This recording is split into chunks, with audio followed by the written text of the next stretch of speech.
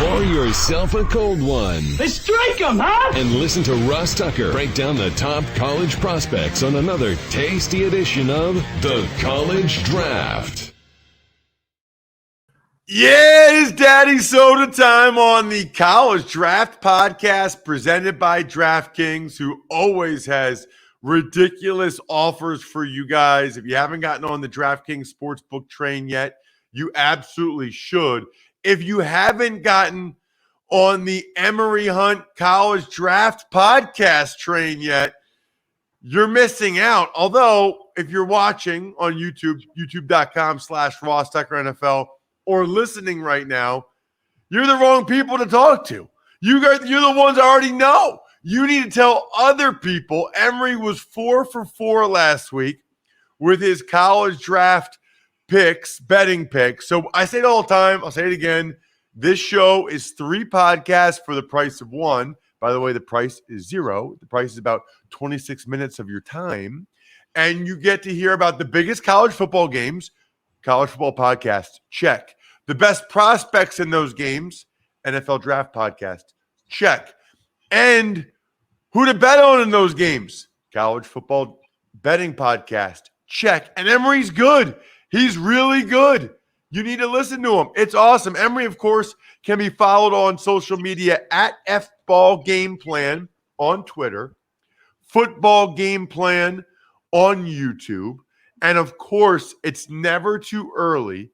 Why don't you just go to footballgameplan.com/2022 draft guide and just pay your money now and just be done with it. You're done. Like, I don't need to worry about it. I'm covered for next April's draft.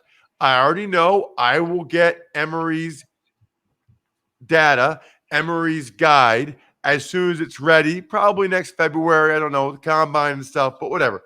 You'll get it. Anyway, I'm just Ross Tucker, at Ross Tucker NFL, at Ross Tucker Pod. I am really just a humble servant and point guard on this podcast, feeding the big man, Emory Hunt, as he drains, I was going to say drains 3 after 3, which is kind of weird to say of a big man. I guess you're a stretch 4, Emory. Right. I can run the floor. I can play good defense, and I'm Big Shot Bob out here on the wing. You are, dude. Big Shot Bob. Man, what an awesome nickname. I know, right? It's crazy. It's crazy how much success he's had. What do you have this weekend, Emory? Well, I have Georgetown, Harvard on ESPN Plus at 12:30 p.m. And I also have, I'm looking at my calendar, high school football. I have Warwick High School at Hempfield on Friday in the Mid-Penn at 7. You have Warwick? Yep. I'm at Warwick. Oh, man, that's awesome. So people know I've mentioned it on the other shows. The last 4 years, Warwick has had the Rucci brothers, the sons of one of my best friends, Todd Rucci, who played 9 years for the Patriots in the 90s. They both went to Warwick the last couple years, and they both play at Wisconsin now. One of their teammates, Caleb Schmitz, last year went to Cincinnati on a full ride. Their quarterback, Joey McCracken, went to Maine on a full ride. But they still have a pretty decent team this year. So I'm looking forward to hearing what you think of that game. I don't know if Todd will be able to be there or not because he's traveling to watch his boys play every weekend. But if you're there, I'll tell him to look you up. We'll do it. Either be in the press box or they'll have me set up in the remote press box at the corner of the end zone like they did 2 weeks ago. So we'll see. But I'll be there. Do they for Harvard or Georgetown? Harvard usually has a prospect or two. Right. But Georgetown has one in Wes Bowers, who's strong. And they also have Tomas Wright, a tremendous punt returner. And they came off an upset win last week against Delaware State. They had to go to overtime, come back and win that game. So it should be a good one, man. It's an Ivy League opener, and folks can check me out on ESPN Plus doing Ivy League football previews all season long, starting this weekend. I love it. How'd you become the Ivy League guy over me? I mean, how does that happen? That's amazing, though. All right, let's get into some of these games in college football. The marquee game, Alabama, Florida, although Alabama is favored by 15.5. I mean, did Florida drop off that much, Emory? You would think, but it's just the fact that Bama is that good and Bryce Young is that good. And I don't care who they have at quarterback, even though I like how they run their two quarterback system, it works for them. And we don't know if Richardson's going to be 100% healthy with that hamstring, but it doesn't really matter in this game, to be honest, because Alabama's offense is so consistent, it's so much firepower. And I've learned so quickly not to bet against Alabama. I did so in week 1. I took Miami in the points, wrong. But at least this one, I'm laying those points with Bama. Laying 15.5 against Florida. Yes, Florida's offense, is good, but they have some inconsistencies, stretches of inconsistency in the passing game, and you don't have any opportunity to waste possessions against Bama. You better maximize all of them, 7 or 3. So I got so many questions right now. Number one, how did Florida just losing Trask and Kyle Pitts and Tony, they just dropped off that much? Is more so about the fact that they lose Tony and also Pitts. Is not Kyle Trask, because you look at what they have in that 2 quarterback system they use. Both Emory Jones and Richardson are tremendous. They play within their own skill set. Richardson probably has more dynamic running ability. Emory Jones has played steady, and more people are clamoring for Richardson, but you're going to have to use both against Bama, and both are mobile guys. So it's going to be fascinating to see how Saban adjusts and that defense adjusts to what both guys bring to the table. But again, Richardson pulled his hamstring on that 60-something plus yard touchdown run last week against South Florida. So we don't know how healthy he's going to be. So they're going to force Florida to play one-dimensional, and I think that's going to be easy pickings for Bama to cover that spread. All right, well, let's talk about some of the studs in the game, including Alabama cornerback Josh Jobe.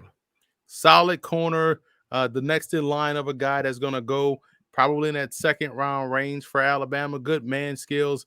You want to see a little bit more instinctiveness coming from him. Yeah, it's just a personal thing because the guy's playing phase. I always have a tough time watching that because I grew up and was under the understanding that, you got to find the hip, turn, and find the football. But I understand why guys playing phase and play through their hands. I get it. It's just an adjustment for me as an evaluator, but he's a solid cornerback prospect. On the other side, you've got Florida linebacker Jeremiah Moon. He has good athleticism, man. I feel like he reminds me of a Quincy Roche, someone that can play off the ground, good length, can chase down the run going away, can be a pass rushing presence in some situations. You just want to see it all come together consistently.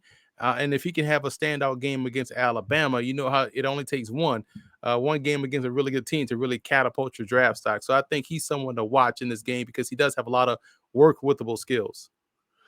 All right, let's move on to the big night game, the Kirk Herbstreit game. 7:30 at Penn State. It's a whiteout game, which is always incredible. I think it's the best atmosphere in certainly college football and probably all of football because it's better than any NFL atmosphere. I don't know. There's just something about the fact that the stands go straight up and all the white and the lights. It's just magical. I've been to a couple of them, and Penn State's hosting Auburn in this one, Emory. My question is, I don't know a ton about Auburn. I know they always have front 7 guys on D.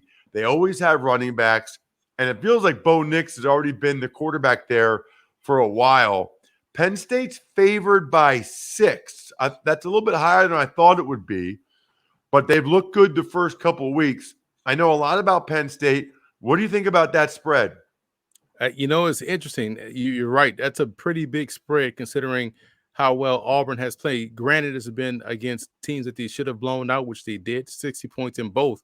But I feel like this should be a 3-point spread. So for that reason, I'm taking Auburn in the points just off that alone. And plus, Auburn under Brian Harsin has done a solid job in retransforming that offense a little bit and making it a little bit more conducive to Bo Nix's skill set, which ties right into Bo Nix.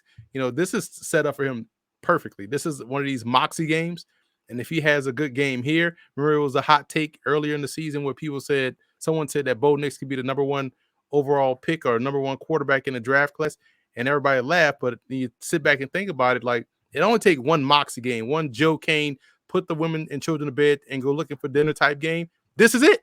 This is it. You got 6-point underdogs on the road, whiteout game. And if his uniform gets dirty and one of his touchdowns that he has is a rushing touchdown where he's diving to the pylon, man, sign Bo Nix up for the Heisman Trophy and number one overall pick, because this is the type of game where narratives are built and legacies are made. So I'm excited to see this. So I think it's going to be a really good game, all jokes aside. I'm taking Auburn in the points, but Bo Nix under center in this new offense has played really well and efficient, which has been the issue for him so far this season. So this is going to be his toughest test yet. Yeah, that was going to be my question. What are they doing differently with Bo from what he was doing with Gus Malzahn that he's playing better? You have him under center. You have him turn his back to defense, resetting his eyes, playing with a little bit more control. They're running the football, playing complementary football. Is looking a lot like Boise State. We know how efficient they're able to get that production out, the quarterback position out there when Harsin was the head coach. So you're seeing the same things so far, albeit against Alabama State, albeit against another lesser opponent. But it's good for Bo Nix to play this different style. So it shows from a projection standpoint that he can do it. Got it. Well, he's going against a pretty darn good Penn State defense so far. Arnold Ebiketie has been awesome off the edge. He's a pro prospect. PJ Mustipher at D tackles played very well. They've got Brandon Smith at linebacker, who was much better in week 2. But their secondary, man, I mean, both corners, Joey Porter Jr. and Tariq Castro-Fields, are NFL prospects. But the best of the bunch might be their safety, Jaquan Brisker. And he's a good one in terms of getting there as soon as the ball arrives and separating man from football. That's what I like about him. And it's not a reckless abandon. It's calculated. And you can also trust him in the shallow area in terms of coverage. He's solid in man coverage, has good instinctual skill set to handle responsibilities in zone. He's a great alley defender. There's a lot to like about Brisker's game. And this is another one where you look at how Auburn runs the football. He's going to have to be that extra guy, to come down and make plays in the alley. And I think he's more than capable of doing so. That's right up his quote unquote alley to get the job done. Yeah, so if you're watching the game, the other pro prospects you should check out for Penn State on offense, I would look at their left tackle, Rasheed Walker, who's got a lot of ability, and they got a wide receiver, Jahan Dotson. He's just silky smooth, man. I mean, he is really smooth, really fun to watch. I am so curious to see how they play against Auburn. Do you think it matters, Emory, that Penn State's a little more battle-tested, having played at Wisconsin as opposed to Auburn and their early season schedule? Absolutely, especially when you consider how they played against, Wisconsin and what they had to do to win. That defense had to step up and make a play. Offensively, they had to fight through adversity. So yes, having those battle-tested moments so far helps set the stage for this one. And it's another James Franklin statement game. He has to show up and coach a really good game against Auburn, who's coming in ready to upset. By the way, just curious, what are you thinking about these rumors of James Franklin to USC? Yeah, man, that's tough, man, because I'm always of the notion to be where your feet are. I like James Franklin, to stay at Vanderbilt. I like him to stay at Penn State. I understand the allure of USC. But if you're James Franklin, I guess it's all about, career goals. But man, Happy Valley is a good place for him. He's done a good job at Penn State, but some coaches want the challenge. And if that's the case, then it makes sense to go to USC, because that one we call it a sleeping giant, but it's been a giant, just has been down. So who wouldn't want that job out there, at USC? But I wish he would I would hope he would stay at Penn State, because I just like what he's building there. Yeah, I think people in Pennsylvania think it's crazy. They think Penn State and USC are on the same level. So why would you leave Penn State for USC? I think you could argue that, Penn State's always going to be battling Ohio State. even in their own division, in their own conference. Whereas USC, at least in terms of national recruiting, national recognition, should be the best in the Pac-12. I mean, they usually get the best players. Oregon's got a good program. Chip Kelly's doing some good things with UCLA, but USC should be the one that everybody's kind of chasing, which is what Ohio State is in the Big Ten. So I guess theoretically, Franklin could go there if he wanted to be, at the number one current program status-wise in the conference. Yeah, and it's if you're able to get USC back on the map, you could write your own ticket. That could actually be the springboard, if he wants to jump to the NFL. Let's move on to New Mexico and Texas A&M. But before we do, you mentioned springboard. I have no idea if brake pads have springs in them, but I have no other way to segue to talking about Duralast Elite brake pads, available exclusively at AutoZone. Here's what I do know. They're proven tough. Duralast Elite is on another level. They last 3 times longer than a typical Duralast pad. So if you want to set it and forget it, like a fantasy lineup, Duralast Elite. That's good news, especially if you find yourself in a lot of stop and go traffic, or if you typically drive with heavier loads in your car. You got a fancy protective hex pattern. I don't know much about hex patterns, but it sounds good. Keeps them performing longer. Look, ultimately, safer, smoother, quieter stops. And since AutoZone has over 6,000 locations nationwide, very easy to get them in store, or you can shop online. You'll have no problem picking up a set. We need them most. The future of stopping starts with Duralast Elite brake pads only at AutoZone. New Mexico plays A&M, Emory. A&M's got a stud running back. Is he stopping and starting like the Duralast Elite brake pads? Is he a stud? He is definitely a stud. And I said this during the Colorado game, that this is a guy that reminds me a lot of Jeremy Hill at LSU when he was coming out as a prospect. Runs with good pad level, very good receiver out of the backfield, good acceleration, does a lot of things rather well. I think he's a plug-and-play pro player. I'm excited to see how he does against New Mexico. And this is going to be a really fun game to watch, man. It's interesting because New Mexico is 2-0, but it's definitely going to be a good game for him to showcase his skill set. We saw him catch the game-winning touchdown last week against Colorado, so it showed his receiving skills and his ability to play well when the game is on the line. And he didn't have the best rushing day, but he's found a way to impact the game as a receiver. I'm a big, I was about to say CJ Spiller, who's not a coach at Clemson, a running backs coach, but I'm a big Isaiah Spiller fan.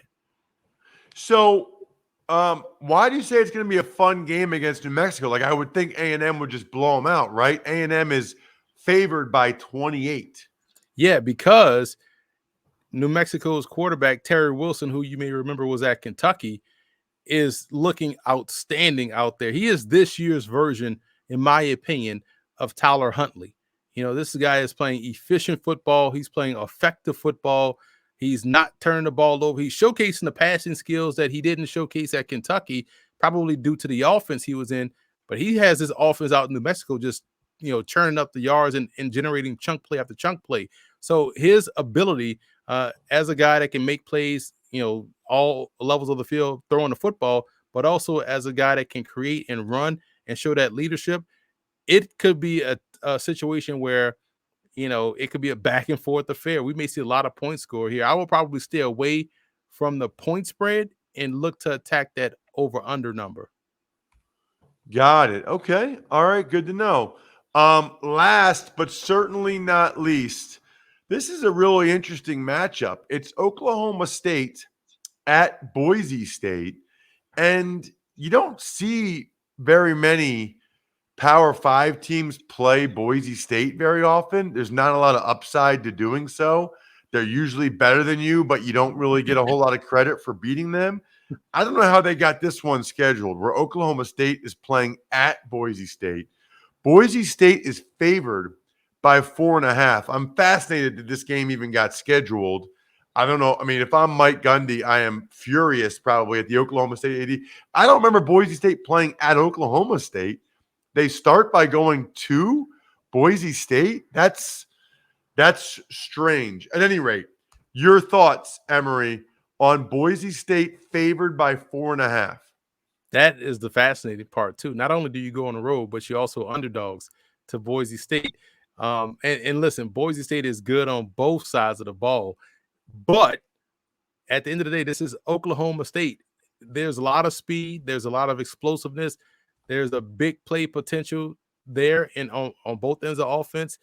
I'm definitely taking Oklahoma State in the points. I know it may be a white knuckle fight to you grab and hold to whoever you sit next to.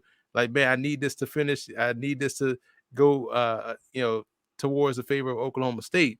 But I still feel as though the Cowboys have enough to really, if they don't win outright, lose by 3. I don't see Boise State being almost a touchdown better than Oklahoma State. So I'm going to take Oklahoma State in the points just off sheer Oklahoma Stateness. I just feel like Oklahoma State can make this a game.